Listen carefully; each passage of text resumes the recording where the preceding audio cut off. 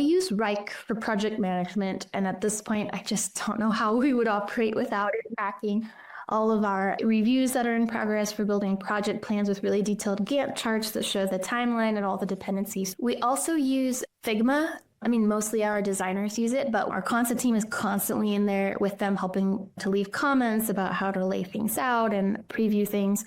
We have templates for all the most common types of content that we create, everything from like landing pages for webinars to emails for automated nurture, and all those live in Figma, so we're very connected with that tool. The latest advancements that we've seen in generative AI over the past years have been like major leaps forward, but I'm still not fully convinced that those tools on their own can do what I see as one of the most critical functions of content marketing, which is delivering really insightful perspectives to business leaders about how they have to think differently about opportunities in their industry.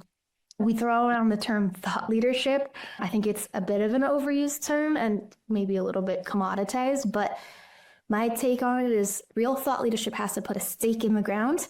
It has to contain an idea that's worth fighting for and worth arguing and communicating really well to win over adherence to your brand's way of thinking.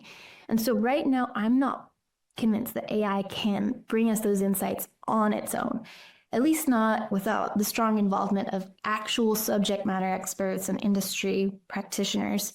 But it does have some really practical uses. I have one story about a mishap. It wasn't related to AI. It was pure old human error. So one thing I experienced recently, it was just a moment of terror during a live webinar.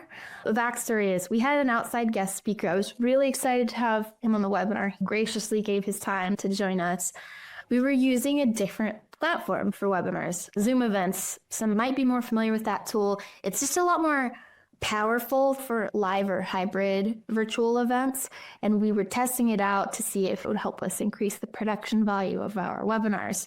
But we're used to using the standard Zoom webinars tool. I've been using it for years. So Zoom events has this feature called the backstage, which is great because you can have multiple people talking to each other backstage, not interfering with what's going on the live stream.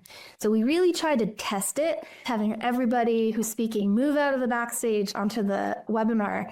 And so I was confident we knew how to do it. But when we went live, both of our speakers were on the stage and there was no sound. And so finally I decided, okay, I'm going to have to exit the backstage. And then as soon as I exited the backstage, I realized that the audience had been able to hear them the whole time, but they thought that the audience couldn't hear them. So our presenters were pros. They recovered really fast and the rest of it was fine, but it was sheer panic for everyone.